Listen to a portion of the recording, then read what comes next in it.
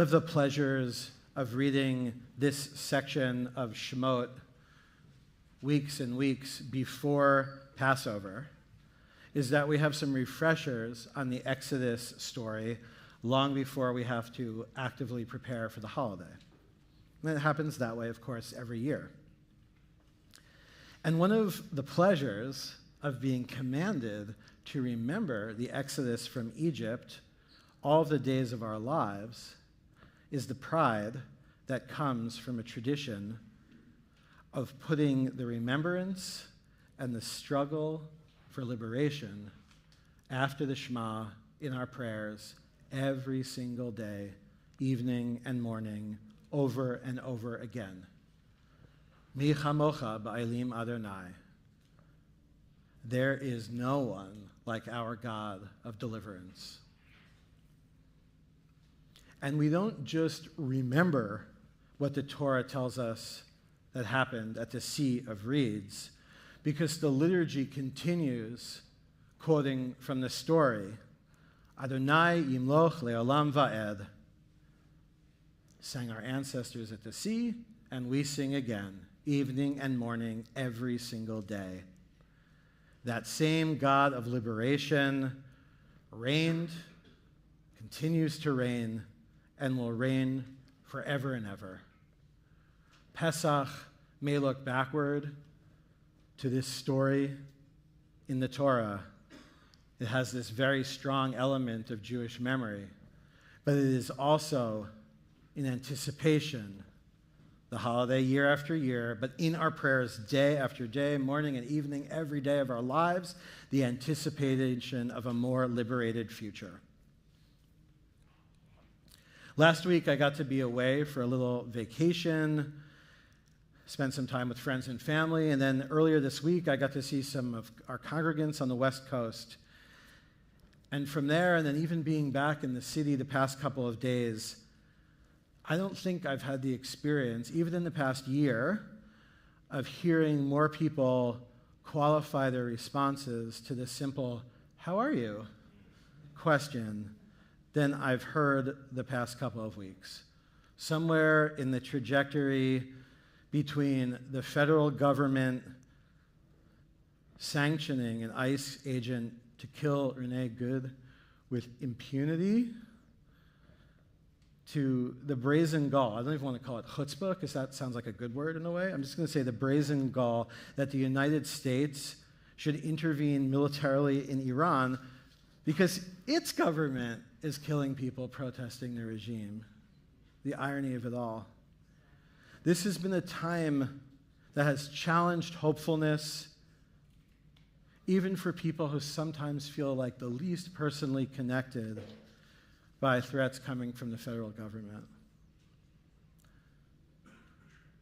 I'll tell you with a little humor, an open secret, this week's Torah portion, Bo, is my favorite. Sorry, other 53 Torah portions.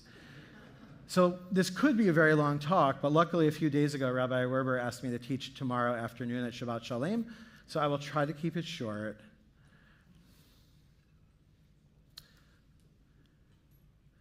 I'm thrilled that while I was flying back from Los Angeles, Rabbi Werber was flying west and north to represent CBST in Minneapolis, joining hundreds and hundreds, we think 1,000 clergy, and more people from around the country to amplify the courage, the strength, light, amidst a few weeks of a lot of darkness.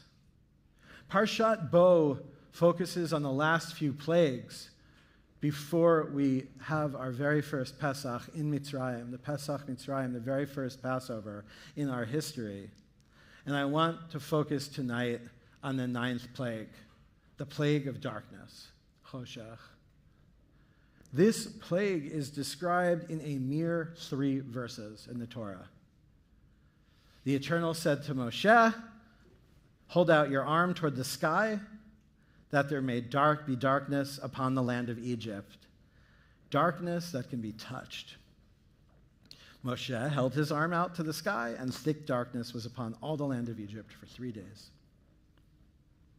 People could not see one another. And for 3 days, no one could get up from where they were. but all the Israelites enjoyed light in their dwellings. A darkness that can be touched. It is a unique expression. It is one that baffles our commentators, and I think they build on ideas of explanations of what it means over the centuries. If we start by just translating the words, Vayamesh hachoshech, we could say it means like a tangible darkness, a substantial, as the other translation said, a touchable darkness. For those who know Yiddish, mamish darkness, right? That's the word, vayamesh. It's that same word that we get mamash from. This is mamish darkness, like quintessential, maybe beyond any darkness. This darkness notably came with no warning to Pharaoh. 2 verses later, right, I just read you 3 verses, so from the first verse to the 3rd verse, pretty quick in Torah time, there seem to be some explanations. What does it mean to have darkness you could feel? Mamish darkness. People could not see one another, and they couldn't even get up from where they were. They were stuck in their houses, in their beds, with their people, basically couldn't move. I believe when physics talks about light, right, there's an approach to thinking about light that thinks of it as matter. Words like photon, I believe, come up in this framework. And there's an approach to thinking about light that thinks of it like energy. When we talk about wavelengths and light that's visible, for instance, where that is on the spectrum. Maybe if we apply the same scientific terms, Vayamesh hachoshech, we're talking about a darkness that is both energetically dark and materially dark all at once. As the Torah says, so stifling that people couldn't even move. I remember some weeks back, we heard a beautiful drashah about light and about how the light that is described at creation is quite mysterious, because after all, the sun, the moon, and the stars aren't created until the 4th day of these 7 days of creation in Genesis. So there's this unique kind of light that exists on that very first day when God says, "Let there be light." Something is quite unique about that light, that primeval light. I want to suggest that the 9th plague takes us right back maybe to even before there was that light. That we are in a place in the story that is so dark that we have to use terms of energy and matter that you can literally feel the darkness. Something is so unique that it's as if we are back to this primeval moment.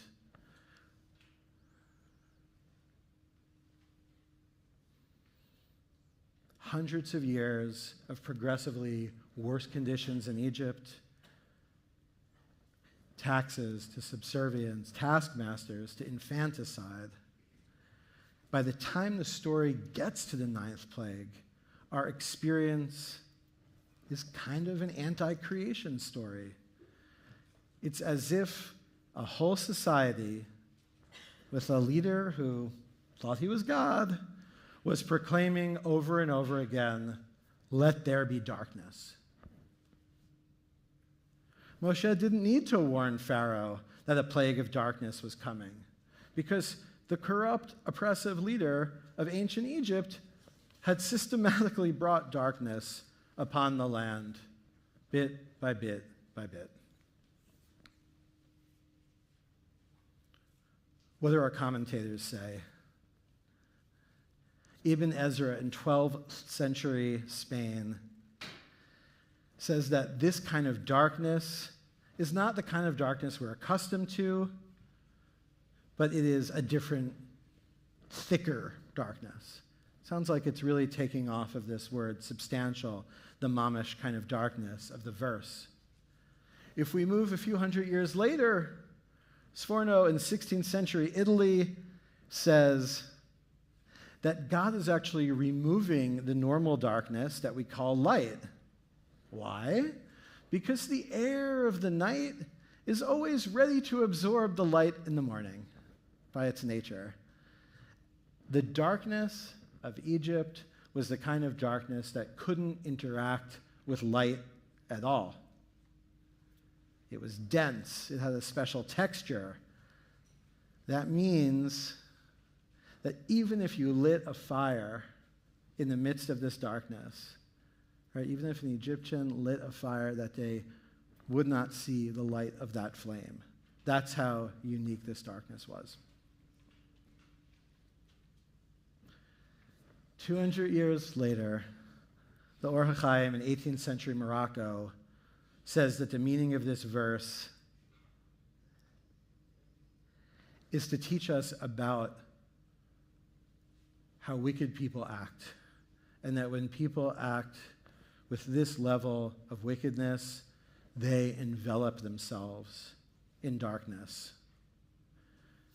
If Egyptians, led by Pharaoh, were constantly escalating evil against people in their midst, then they were progressively creating more and more darkness around them. Perhaps the Israelites dwelling in Egypt were not even empowered to oppress people like that. Perhaps we were actively doing good things, even in the midst of our oppression. And that, the Or HaChaim explains why the text says that we had light where we lived. And I think that the Or HaChaim helps us understand also why Moshe did not need to warn Pharaoh about this. Because, in a way, this kind of level of darkness begets more. How do we respond to the darkness? If we read the 10 plagues sequentially, one by one by one by one, the plague of the slaying of the firstborn, our first Pesach, marking that night, happens after the 9th plague. But I think we can also read the plagues, a little bit of a overlap, split screen, that our ancestors were actually preparing to leave Egypt in the midst of the 9th plague. Some say this was the time where people went to go grab some stuff, borrow some stuff, reparations for hundreds of years of slavery, and that the darkness facilitated that we were preparing, marking that first Pesach in Mitzrayim in the middle of the plague of the darkness. It's paradoxical to celebrate the first Pesach, the holiday that celebrates leaving Egypt, when you haven't even left yet. We are celebrating liberation in the belly of the beast. But there is a huge lesson there, right? We talk about joy as an act of resistance, even in the darkness that the Israelites experienced long before the 9th plague. They are celebrating, they are preparing, there is possibility. How else does this Torah portion encourage us to grapple with darkness and to bring light?